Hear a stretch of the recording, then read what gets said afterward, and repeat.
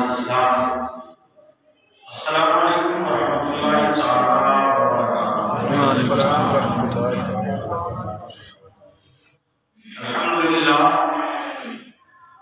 الحمدللہ رب العالمین والعاقبۃ للمتقین والصلاۃ والسلام علی سید المرسلین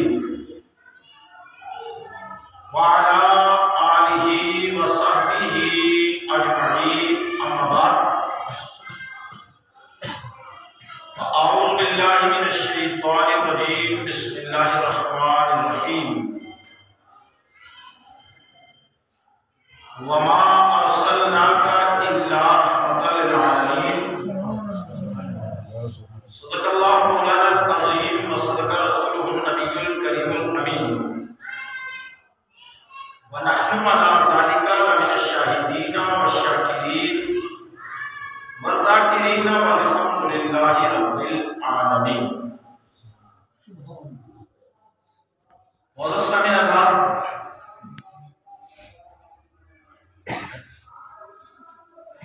اللہ رب العزت کا لاکھوں کرم و شکر ہے کہ اس نے ہمیں اور آپ کو آج پھر جمعۃ المبارک کی ان مبارک گھڑیوں میں اکٹھا ہو کر اپنی عبادت کرنے کا موقع نصیب فرمایا۔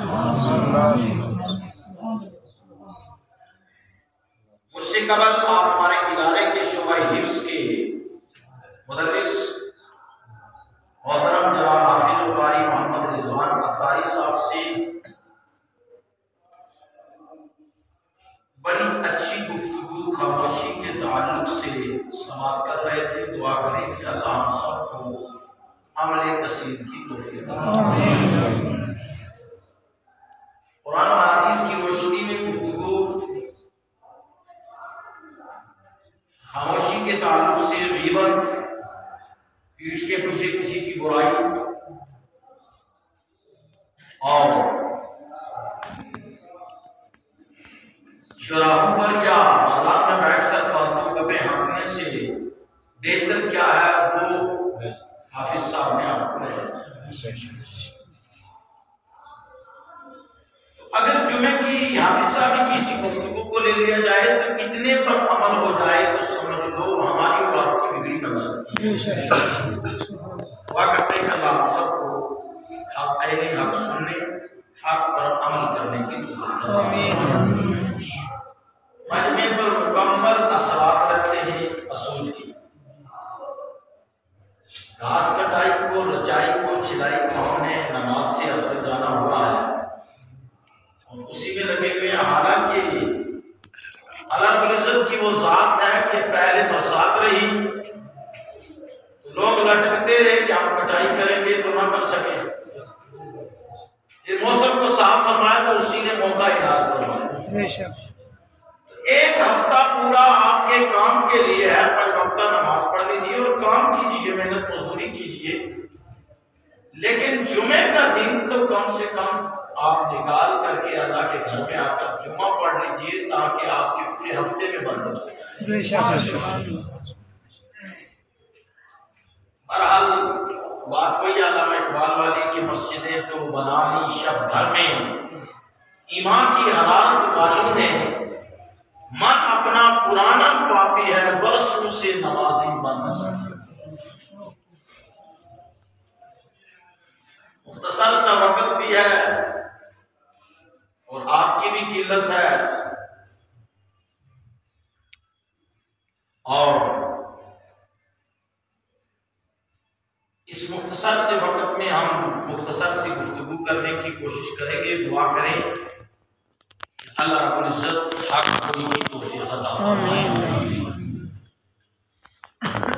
اس سے قبل کے بات کو بڑھایا جائے، جم کر نبی پاک صلی اللہ علیہ وسلم کی بارگاہ میں درود سنایا جائے، کیونکہ عاشقوں کے درودوں کو حضور سنتے ہیں۔ یہ تو دلیل ہے، اور یہ اہل سنت و جماعت ہی کا عقیدہ ہے، اس کے علاوہ کوئی عقیدہ ایسا نہیں۔ اہل سنت کا عقیدہ یہ ہے، اہل سنت میں چاہے حنبلی ہوں، شافعی ہوں، مالکی ہوں یا کہ حنفی ہوں، یہ چاروں جو ائمہ اربع ہیں ان کے ماننے والوں کو اہل سنت ہی کہا جاتا ہے۔ ان سب کا عقیدہ یہی ہے کہ تو زندہ ہے واللہ، تو زندہ ہے واللہ، میرے چشم عالم سے چھپ جانے والے۔ سبحان اللہ۔ لوگ کہتے ہیں جناب حضور گنبد خضرا میں ہیں اور آپ غوثیہ جامع مسجد دارالفیضان مصطفیٰ سے درود پڑھ رہے ہیں، یا مرکزی جامع مسجد سے، یا پاکستان سے، افریقہ سے، ہندوستان سے کسی کونے سے پڑھ رہے ہیں، یہاں سے وہاں کیسے حضور سن لیتے ہیں؟ تو قرآن نے فرمایا اِنَّا أَرْسَلْنَاكَ شَاهِدًا وَمُبَشِّرًا وَنَذِيرًا۔ سبحان اللہ۔ اے محبوب ہم نے آپ کو شاہد بمعنی گواہ بنا کر خوشخبری سنانے والا اور ڈر سنانے والا بنا کر بھیجا ہے۔ سبحان۔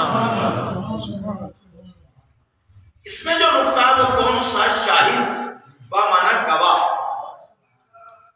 اور گواہ کی گواہی تب قبول ہوتی ہے جب وہ حاضر بھی ہو اور ناظر بھی ہو۔ کہہ دو سبحان اللہ۔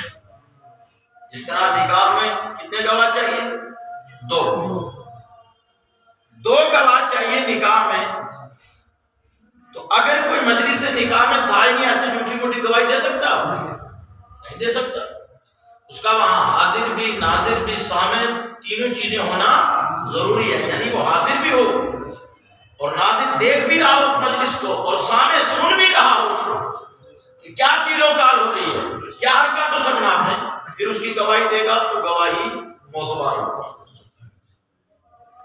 تو سرکار کو اللہ نے شاہد بنایا، گواہ بنایا، اور سرکار صرف اپنی ہی امت کے گواہ نہیں بلکہ آدم علیہ السلام سے لے کر قیامت تک جتنی بھی امتیں پیدا ہوئی یا ہوگی، میرے دوستوں اور بزرگوں، جتنی چیزیں اللہ نے پیدا فرمائی سب کا گواہ حضور کو اللہ نے حضور کو بنایا ہے۔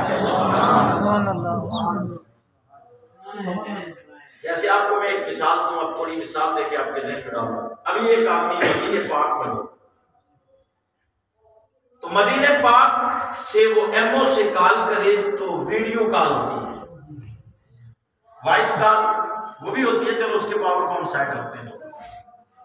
ویڈیو کال کے ذریعے انسان روضہ رسول کے سامنے ہے، جالی کے سامنے ہے، تو وہاں سے کھڑے ہو کر وہ بات بھی کر رہا ہے اور آپ کو جالی کا دیدار بھی کروا رہا ہے، گھما کر اپنے آپ کو بھی دکھا رہا ہے۔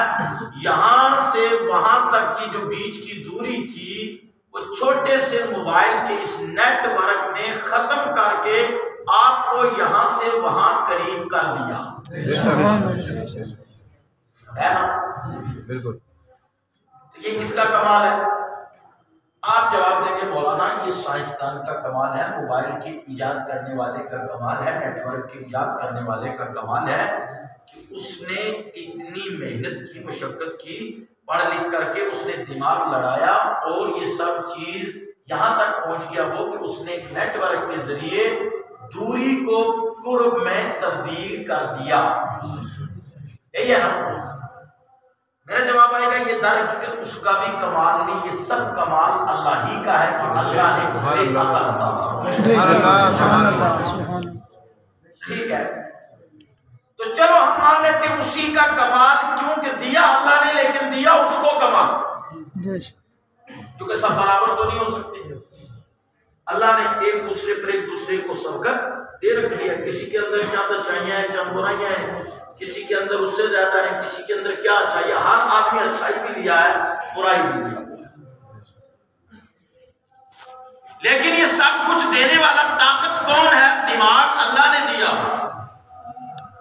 انسان نے ایجاد کی۔ اگر انسان کی ایجاد میں اتنی طاقت ہے کہ وہ دوری کو قریبی میں چینج کر سکتا ہے، قرب میں لا سکتا ہے اور دکھا بھی سکتا ہے، منظر سنا بھی سکتا ہے، وہاں سے یہاں کی باتیں نیٹ ورک کے ذریعے پہنچا سکتا ہے، دکھا سکتا ہے، سنا سکتا ہے، تو یہ انسان کی ایجاد کردہ نیٹ ورک کا اگر یہ کمال ہے تو مدینے والے کو اللہ نے کامل نیٹ ورک عطا فرمایا. سبحان اللہ سبحان اللہ بے شک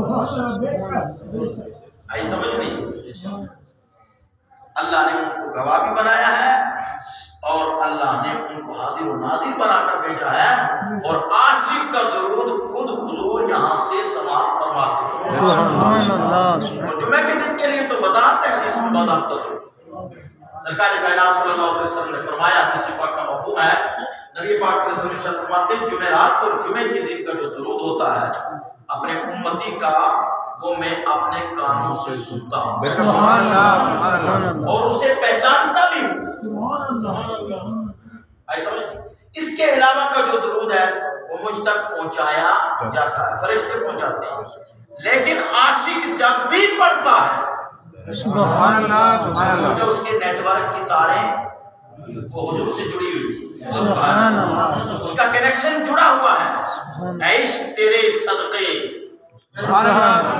جلنے سے چھٹے سستے، وہ آگ لگائی ہے جو آگ بجھا دے. جس کا اس کا نیٹ ورک حضور کے ساتھ مضبوط ہے نا، چاہے وہ ویس کرنی کرم میں ہوں، احمد رضا بریلی میں ہوں یا حضرت بلال حبشی ہوں کہ کوئی بھی ہو، جس کا نیٹ ورک جڑا ہوا ہے حضور کی نظروں سے وہ پوشیدہ ہوتا ہے. اللہ نے حضور کو طاقت عطا فرمائی ہے. فرمائی کس نے بولیے؟ اللہ نے. اگر اللہ ایک عام انسان کو طاقت دے کہ وہ موبائل کا نیٹ ورک ایجاد کرے اور کر کے دوری کو قریب میں لا سکتا ہے تو اللہ نے حضور کو ڈائریکٹ وہ طاقت عطا کی ہوئی ہے کہ حضور مدینے میں رہ کر کے دنیا کے کونے کونے سے اپنے عاشقوں کے درود کو سن بھی سکتے ہیں اور پہچان بھی سکتے ہیں. اس لیے آپ جم کر درود پاک پڑھ لیں، پھر ایک دو حدیث جو وقت ہوگا اس کے حساب سے گفتگو کریں گے. قاری صاحب مسجد کے لیے آ رہے ہیں، مسجد کا جم کر کے آپ تعاون کیا کریں کہ حدیث پاک ہے من بنا للہ مسجدا بنى اللہ لہ بیتا فی الجنہ، کہ جو مسجد بناتا ہے اللہ تبارک و تعالی اس کے لیے جنت میں محل بناتا ہے. سبحان اللہ سبحان اللہ. اور مدرسہ ہے، حافظ صاحب حفظ کے طلبہ کو الحمدللہ قرآن حفظ کروا رہے ہیں. سبحان اللہ. ٹھیک ہے نہیں تو طلبہ بذات تو صبح شام لگے ہوئے ہیں قرآن اللہ کی کتاب کی حفظ کرنے میں، اور حافظ صاحب لگے حفظ کروانے میں، اور ہم لگے ہوئے ہیں لوگ انتظام کرنے کروانے میں. ٹھیک ہے نہیں. اب مسئلہ کیا ہے، مدرسے کے لیے بھی جم کر تعاون کریں. ایک طالب علم کو ٹوٹا ہوا قلم یا کاغذ کا ٹکڑا دے دینا 70 مرتبہ خانہ کعبہ تعمیر کرنے سے افضل علماء نے کہا. پھر اس کے لنگر کا انتظام کر دینا جناب، کھانے پینے کا انتظام، اس کی پڑھائی کا انتظام، اس کے استاد کی تنخواہ کا انتظام، تو پھر بتائیے کتنا ثواب آپ کو ملے گا. اس لیے جم کر مدرسے کا بھی تعاون کریں اور درود حضور سنا لیں. صلی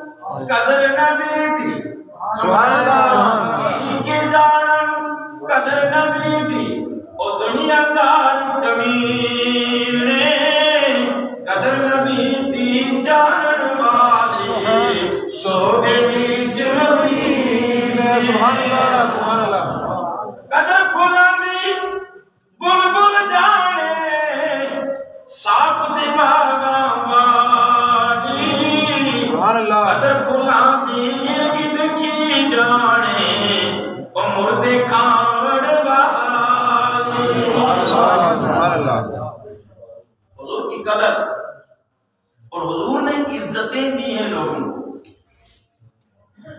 سرکار کائنات صلی اللہ علیہ وسلم رحمت تھے. قرآن نے فرمایا وما ارسلناک الا رحمۃ للعالمین، اے محبوب ہم نے آپ کو ساری کائنات کے لیے رحمت بنا کر بھیجا ہے. سبحان اللہ سبحان اللہ.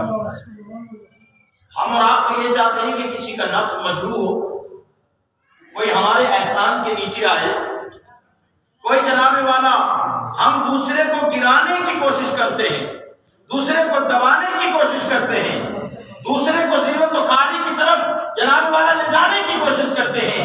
لیکن اللہ کے رسول وہ ہیں کہ جو آئے جنہوں نے ذلتوں سے نکال کر کے عزتوں سے نوازا ہے. سبحان اللہ. آپ کے سامنے سرکار کائنات صلی اللہ علیہ وسلم کی ذات بابرکت کا زندگی کا ایک واقعہ حدیث کی روشنی میں گوش گزار کرتا ہوں. سبحان اللہ. میرے نبی صلی اللہ علیہ وسلم کی بارگاہ میں مہمان آیا کرتے. سبحان اللہ.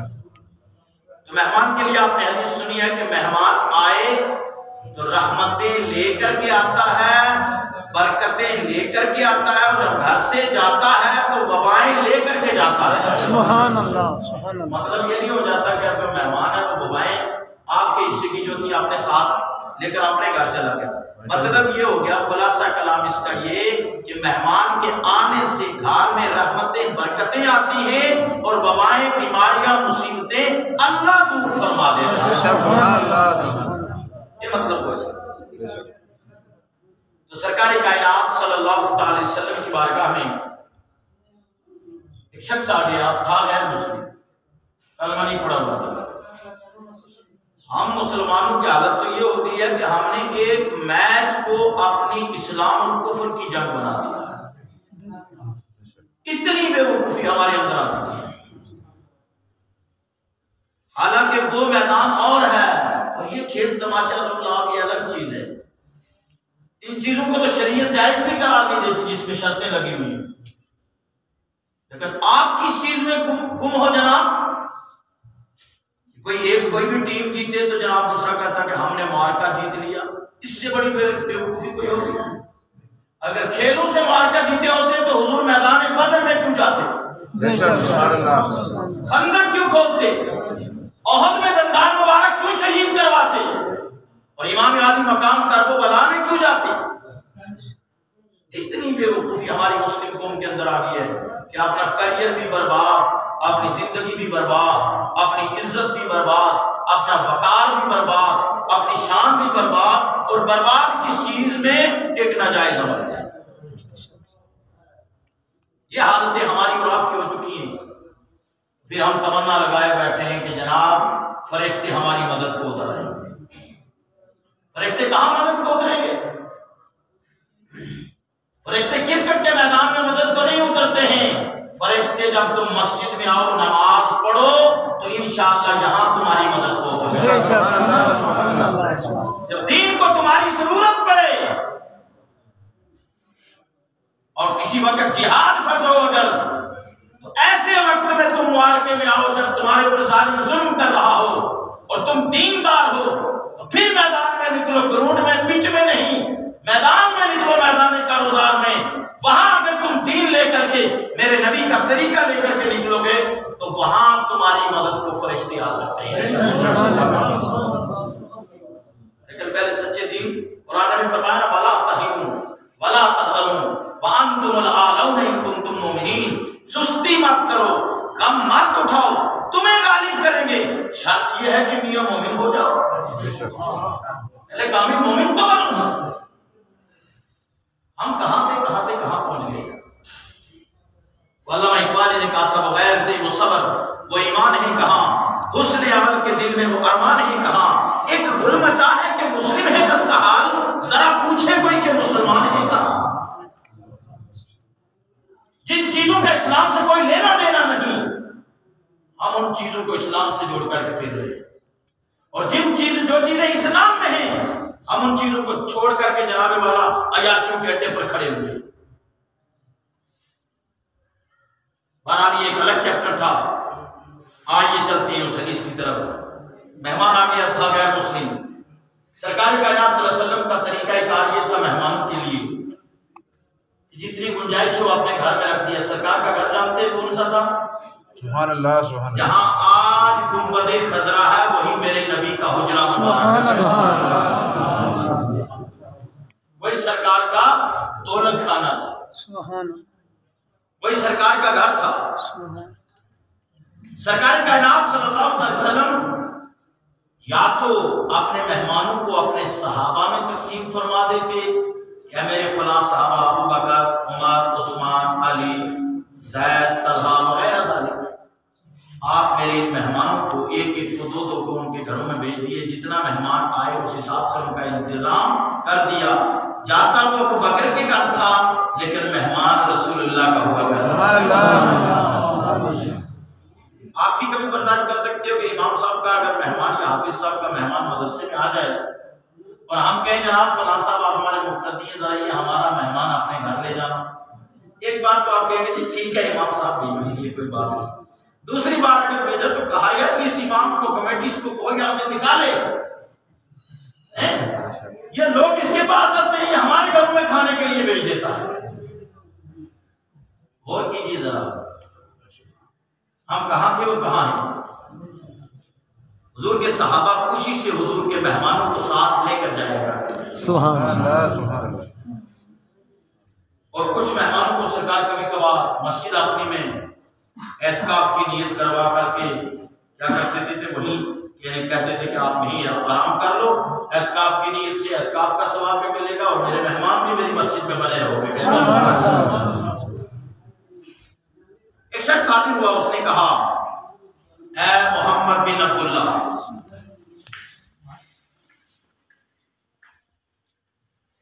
اے محمد بن عبداللہ، میں آپ کا مہمان بننا چاہتا ہوں۔ یا رسول تب تک نہیں انسان بولتا جب تک اسے ایمان کی دولت نہیں ملی ہوتی۔ تو آج بھی جو یا رسول سے بھاگتے ہیں نا وہ غور کرے کہ ہماری زبان پر یا رسول جاری کیوں نہیں، کیونکہ جو بھی میرے نبی کی بارگاہ میں آئے جب تک کلمہ نہیں پڑھا تھا تب تک وہ یہی کہتا تھا اے محمد بن عبداللہ، یعنی حضور کا نام لے کر، اور جب کلمہ پڑھ لیتا تھا تو پھر یا محمد کبھی نہیں کہا اس نے، پھر ہمیشہ کہتا تھا یا رسول اللہ ہی حضور حالنا۔ سبحان اللہ۔ پتہ چلا آج جو اہل سنت کے علماء کرام جو جماعت اہل سنت ہے وہ یا رسول پکارتی ہے، یہ ایمان والوں کا طریقہ ہے۔ شخص نے کہا محمد بن عبداللہ، میں یہ چاہتا ہوں کہ میں آپ کا مہمان ہوں لیکن میں کسی کے گھر نہیں جاؤں گا، میں نے کسی کے گھر نہیں جانا، میں مسجد میں بھی نہیں رکوں گا، میں نے آپ کے ہی حجرے میں رکنا ہے۔ توجہ کریں آپ،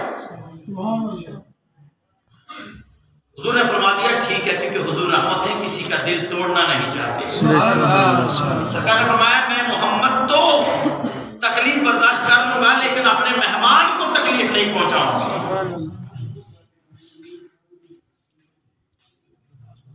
باہر کچھ حضرات تقریر کر رہے ہیں، وہ اپنی تقریر ختم کر دیں، اس گفتگو کو سن لیں، حدیث پاک میں پڑھ رہا ہوں، ایک بار جھوم کر بولیں یا رسول اللہ صلی اللہ علیہ وسلم۔ حدیث کو قرآن کو کبھی بھی ہلکے میں نہ لیں، توجہ کریں آپ حضرات۔ اب کیا ہوتا ہے، سرکار کائنات صلی اللہ علیہ وسلم نے اسے اجازت دے دی، وہ سرکار کا مہمان بنا اور رات میں سرکار کے گھر رکا، سرکار نے اس کے لیے بستر کا انتظام کیا، ٹھیک صحت والا آدمی تھا اور 4-5 بکریوں کا دودھ بھی اس نے پی لیا اور اس کے بعد 4-5 آدمی کا کھانا بھی کھا لیا، اور رات میں اس کا پیٹ خراب ہوا تو اس نے بستر کو خراب کر دیا۔ ارے یہ خالی واقعہ نہیں، حدیث ہے اور سیرت رسول، اس سے آپ کو سبق ملے گا۔ ایسا میں نہیں، اس کو غور سے سنیے اور اپنی زندگی کو دیکھیے، اپنے کردار کو دیکھیے، اپنی افعال و حرکات کو دیکھیے اور میرے نبی صلی اللہ علیہ وسلم کے طریقہ کار کو دیکھیے آپ۔ اب کیا ہوتا ہے، رات میں جب اس نے بستر کو خراب کیا تو صبح اٹھ کر کے ڈر سے نکل گیا کہ اب حضور کو کون سا منہ دکھاؤں گا۔ وہ غالب نے کہا نہ کعبہ کس منہ سے جاؤ گے غالب، شرم تم کو مگر نہیں آتی۔ اس نے کہا صبح اٹھ کے کیسے میں منہ لگوں گا، سرکار نے رات دودھ مانگا میرے دودھ ملا، کھانا مانگا کھانا ملا، بستر مانگا بستر ملا، کلمہ بھی نہیں پڑا ہوا ان کا دشمن ہوں پھر بھی یہ میری سیوا کر رہے ہیں۔ آئی سمجھا؟ صبح صبح اٹھ کے نکل لیا، جا کر کپڑے چینج کیے، غسل کیا، لیکن ایک چیز وہ بھول گیا، اپنی سونے کی انگوٹھی کو بھول کر چلا گیا۔ یہ سبب بنی اس کے ایمان لانے کی کہہ حضور کی رحمت دیکھیے، میں حضور کی رحمت ہونے کی بات کر رہا ہوں کہ سرکار سراپا رحمت ہے، اور غیروں پر، اپنوں کے لیے تو رحمت ہے، یہ سرکار غیروں کے لیے بھی رحمت ہے۔ طائف کے میدان میں جب کفار نے پتھر برسائے، ناریل مبارک بار گئی خون سے، صحابہ نے کہا یا رسول اللہ ہاتھ اٹھا کر ان کے ہلاکت کی دعا کیجئے۔ فرمایا میرے صحابہ، جو میری نگاہ دیکھ رہی ہے وہ تمہاری نہیں دیکھ سکتی، ان کی آنے والی نسلیں مجھے محمد کا کلمہ پڑھیں گی۔ توجہ کرو، میں بات کر رہا ہوں تاکہ آپ کے دل میں اترے۔ اب جب وہاں دیکھا اس نے کہ انگوٹھی سونے کی رہ گئی، تو وہ دور بھی بڑا نازک تھا، غربت کا دور بھی تھا، وہ واپس کوشش کر رہا کہ میں انگوٹھی کے لیے واپس جاؤں۔ اب واپس جب انگوٹھی کے لیے وہ نکلنے لگا، لیکن اس کی غیرت نہیں اجازت دے رہی، شرمندہ ہے اپنے عمل پر، پھر بھی انگوٹھی نہ چھوڑ سکا، قدم بڑھاتے بڑھاتے بڑھاتے دھیرے دھیرے روضہ رسول کی طرف بڑھا۔ کہہ دو سبحان اللہ۔ روزہ آج میں بول رہا ہوں، حجرہ رسول صلی اللہ علیہ وسلم، حضور کے گھر کی طرف آیا، آگے سرکار کائنات صلی اللہ علیہ وسلم کیا عمل فرما رہے تھے؟ سرکار کائنات صلی اللہ تعالی علیہ وسلم اس بستر پر خود سے پانی بہا رہے تھے۔ سبحان اللہ، بڑے پیار سے بول دو سبحان اللہ۔ سبحان اللہ۔ میں اور تو ہوتے تو صبح صبح اٹھ کر FIR لگاتے، یا تلاش کر کے اس کا سر پھوڑ دیتے، یا جناب والا اس کو گالیاں گلوچ بکی ہوتی، یا اس بستر کو اٹھا کے پھینک دیتے، لیکن سرکار کی وہ ذات ہے کہ میرے نبی صلی اللہ علیہ وسلم خود پانی بہا رہے ہیں، اپنے گھر کے کسی اور فرد کو بھی اس میں جناب والا ساتھ نہیں لا رہے، کیونکہ مہمان میرا ہے، کمی بیشی جو ہوگی وہ میرے ساتھ ہوگی۔ اس حدیث کو سنو، اس کے بعد ایمان میں تازگی آئے گی۔ جس کے پاس رائی کے دانے کے پاس برابر بچا ہوگا، اور جس کے سینے میں آنا ہوگی، 22 منٹ کا سریہ ہوگا، اس کے حالات بدل نہیں سکتے۔ اب دیکھیے کیا ہوتا ہے آگے، یہ ہوتا ہے کہ وہ چلتا ہے دھیرے دھیرے، تو سرکار پانی بہا رہے تھے بستر پر، تو سرکار نے جب اس کو دیکھا نا، تو سرکار کو غصہ نہیں آیا، بلکہ سرکار کائنات صلی اللہ علیہ وسلم مسکرائے، مسکرا کر فرمایا میرے مہمان، رات تمہیں بڑی تکلیف ہوگی، تیری طبیعت خراب ہو گئی تھی، بڑی تکلیف ہوئی ہوگی، آ بیٹھ، میں محمد تجھے اور دودھ پلاتا ہوں۔ کہہ دو سبحان اللہ۔ میرے نبی عزت دینے کے لیے آئے ہیں، کیا دینے کے لیے آئے ہیں؟ عزت دینے کے لیے آئے ہیں۔ اب کیا ہوتا ہے؟ عزتیں نبی نے دی ہیں، کیا تو سبحان اللہ۔ ہمیں بھی چاہیے کہ ہم عزت دیں، ہمیں بھی چاہیے کہ ہم عزت دیں۔ اب کیا ہوتا ہے؟ اعلیٰ حضرت اسی کی نشاندہی فرماتے ہیں، جن کی تسکین سے روتے ہوئے ہنس پڑے، اس تبسم کی عادت میں لاکھوں سلام۔ سرکار کائنات صلی اللہ تعالی علیہ وسلم مسکرائے، تو وہ جو بندہ شرمندگی میں ڈوبا ہوا تھا کہ میں نے اتنا شرمندگی والا عمل کیا ہے، اس کی شرمندگی ختم ہو گئی۔ سرکار نے اس کی شرمندگی کو ہی ختم نہیں کیا، بلکہ سرکار کی اس مسکراہٹ سے اس کے دل کا کفر ختم ہو گیا، دل کی وادی ایمان میں تبدیل ہو گئی۔ تکبیر، اللہ، یا رسول، یا علی، یا علی۔ سرکار نے فرمایا چل بیٹھ، دودھ پلاتا ہوں۔ میں اور آپ ہوتے تو کیا پلاتے؟ فرمایا دودھ پلاتا ہوں۔ اب اس نے کہا یا رسول اللہ، کہا میری انگوٹھی رہ گئی تھی۔ سرکار نے فرمایا وہ ہے تیری انگوٹھی رکھی ہوئی، اٹھا لے۔ کہہ دو سبحان اللہ۔ سرکار نے کہا بیٹھ، دودھ پی۔ نے کہا یا رسول اللہ نہیں، آتا ہوں ابھی دوبارہ دودھ پینے، آتا ہوں ابھی دوبارہ دودھ پینے۔ چلا گیا، سرکار نے اجازت دی، اور سرکار نے اتنی عزت سے نوازا کہ اسے شکوہ بھی نہیں کیا کہ تو میرے گھر میں یہ کام کر کے چلا گیا۔ اب وہ گیا، قبیلے اپنے سے 700 لوگوں کو ساتھ لے کر کے آیا، آ کر کہنے لگا یا رسول اللہ۔ پہلے جملہ کیا بولا تھا؟ محمد بن عبداللہ۔ اب کیا کہنے لگا؟ یا رسول اللہ، کہہ دو سبحان اللہ، سبحان اللہ، یا رسول اللہ صلی اللہ علیہ وسلم۔ میں اکیلا کلمہ نہیں پڑھنا چاہتا تھا، میں نے کہا کہ جس محمد بن عبداللہ کی یہ سیرت الرحمت ہے کہ میں نے ایسا عمل کیا کہ جس کی وجہ سے شرمندگی ہوتی ہے، کوئی اور ہوتا، ہمارے قبیلے کا کوئی سردار ہوتا، وہ ہمیں قتل بھی کروا سکتا تھا، ڈنڈے بھی کوڑے بھی مروا سکتا تھا، لیکن آپ واقعتاً اللہ کے سچے رسول ہو، آپ نے مجھے عزت دی، میں عزت کی وجہ سے خود بھی کلمہ پڑھ رہا ہوں، اپنے 700 قبیلے کے افراد کو لے کر کے آیا ہوں، یا رسول اللہ سب کو کلمہ پڑھائیے، کفر کو دلائیے اور ایمان کی دولت سے ہمیں نصیب کروائیے، کہہ دو آئے آئے، ایسے تھوڑا فرمایا وہ ہر عالم کی رحمت ہے، کسی عالم میں رہ جاتے، یہ ان کی مہربانی ہے، سبحان اللہ، یہ ان کی مہربانی ہے کہ یہ عالم پسند آیا۔ سبحان اللہ، سرکار کائنات صلی اللہ علیہ وسلم سراپا رحمت ہے، وما ارسلناک الا رحمۃ للعالمین۔ سرکار کی اس سیرت کے واقعے سے ہمیں اور آپ کو بھی سیکھنا چاہیے کہ کسی کو ذلت کی طرف نہ لے جائیں بلکہ عزتیں دیں، کہتے سبحان اللہ، عزت والا عزت دیتا ہے، عزت والا عزت دیتا ہے۔ میاں محمد صاحب نے بھی کہہ دیا نا، وہ بھی فرماتے ہیں اصلہ نال جے نیکی کریے نسلہ تلک نہیں بلاندے، تے بریاں نال جے نیکی کریے الٹا زوف بجھاندے۔ مسئلہ تو یہ ہے، سرکار کی ذات وہ ہے جو سراپا رحمت ہے، کہہ دو سبحان اللہ۔ اب میری آپ سے گزارش رہے گی، 1 منٹ بچا ہے خالی، میں کہوں گا آپ حضرات جو اپنی چپل یا جوتے لاتے ہیں وہ اس طرف جو مسجد کا گیٹ ہے نا، اس کے بالکل اوپر لا کر کے رکھ دیتے ہیں، اوپر والے گیٹ کی بات کر رہا ہوں، نیچے والے کے لیے نیچے والا تو باہر ہے، ریک بھی بنے ہوئے اس میں لوگ رکھتے ہیں، اوپر آپ بالکل آگے لے کر کے آ جاتے ہیں، اور مسجد کا احترام نہیں رہ سکتا، اس لیے پیچھے برآمدہ خالی ہے اور پیچھے جو سیڑھی ہے پوڑی سیڑھی کی شکل میں، اس سے پیچھے پیچھے آپ اپنے قرض ہو جائے نا، وہ آ کر مسجد میں جھاڑو دے دے، صفائی کر دے، قرض سے خدا نجات دے دیتا ہے، ٹھیک ہے نہیں؟ اور مسجدوں کو صاف رکھنے سے انسان کا دل صاف ہوتا ہے، ایمان میں مضبوطی آتی ہے اور گناہوں سے خدا محفوظ رہتا ہے۔ یہ میری ریکویسٹ ہے کیونکہ آخر وقت ہے اس وقت خطبے کا، سب افراد موجود ہیں، خاص کر جوتے جو ہیں نا اسی طریقے سے ہم لوگ لے جاتے ہیں